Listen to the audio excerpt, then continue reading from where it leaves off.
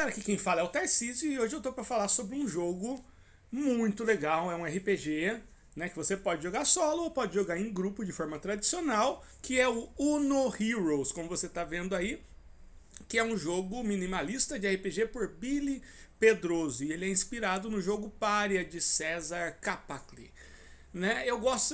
Gostei muito desse jogo, já joguei, eu acho fantástico e como o nome indica, ele usa um baralho de Uno como sistema de regra e como gerador de aventura. Eu achei essa ideia genial por vários motivos, já vou falar por quê. E funciona muito bem, porque como eu falei, né, não é só um gerador de aventuras, mas ele tem regras também, o que eu vou comentar daqui a pouco. E tudo isso com qualquer baralho de Uno que você tenha. E foi muito legal porque eu preciso confessar assim, né? Primeiro, por algum motivo, escolas de inglês adoram ter um baralho de Uno ali jogado para distrair os alunos enquanto tá esperando alguma atividade, alguma coisa. E eu sempre odiei o Uno, né? Na verdade, assim, acho que é odiar mesmo, infelizmente. Eu não gosto do Uno, das regras. Eu não consigo ver. Na verdade, assim, jogos abstratos, né? Que são só números e tudo, né? Tanto é que eu nunca me interessei por jogos de baralho comum, truco, poker, cacheta, né? Nunca tive interesse. E o Uno meio que entrava nessa e eu achava tão qualquer coisa. E eu só me virei pro Uno e aí eu até fui lá e comprei. Hoje eu tenho um Uno do Ben 10, né? Que eu comprei por causa desse jogo aqui. Então agora realmente eu posso jogar Uno de uma forma que eu gosto. Então como é que funciona, né? Vou falar aqui rapidinho. Primeiro tem uma tabela aqui em que você pode decidir o gênero da campanha. Então você saca uma carta, dependendo da cor você tem a coluna, você saca outra carta, dependendo da cor você tem a linha, e aí você cruza, né?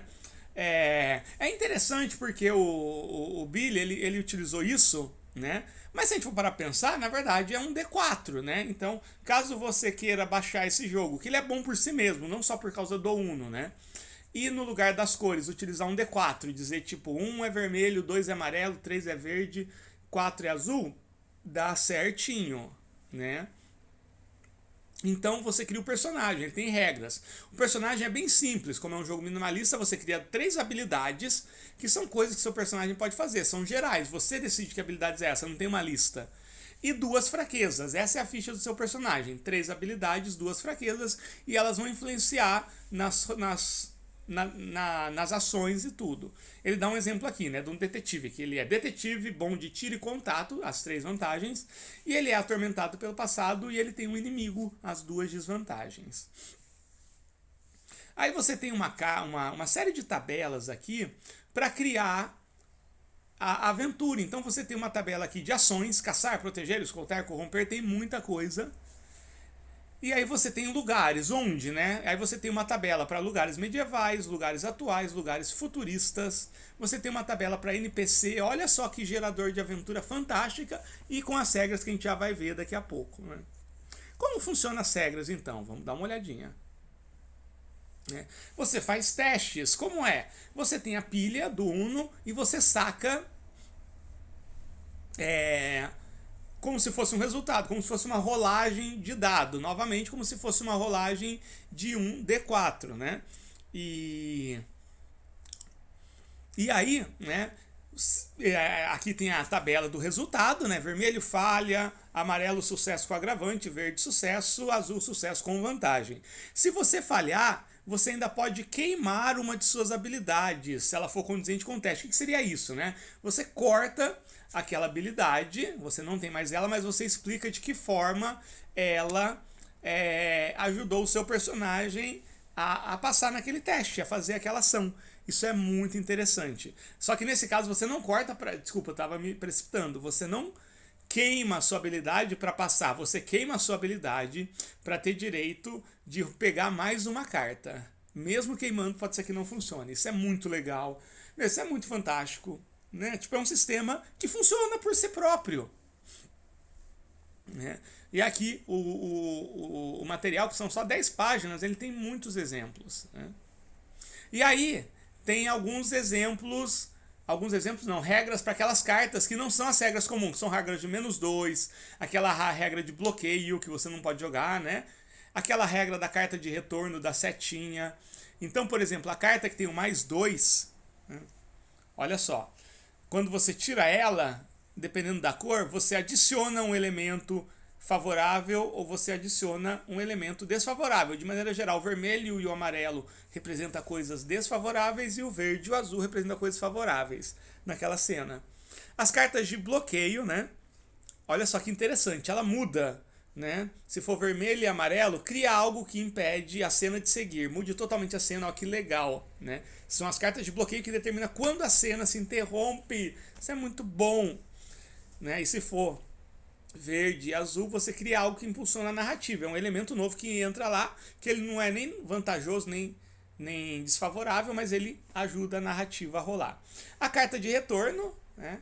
Que você pode recarregar uma das suas desvantagens, ou adicionar uma nova, ou recarrega uma habilidade ou adiciona uma nova. Gente, que coisa maravilhosa esse sistema. E tem a carta de Coringa, né? Que é aquela que tem todas as cores. Né? E olha só que interessante, né? Como ela é a carta Coringa e a +4, você pode escolher qualquer um dos efeitos das opções acima, como carta de +2, carta de bloqueio e carta de retorno. Gente do céu, né?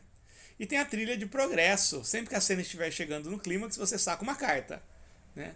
E aí você determina se vai ter um desfecho negativo ou positivo. Tudo isso dentro dos testes.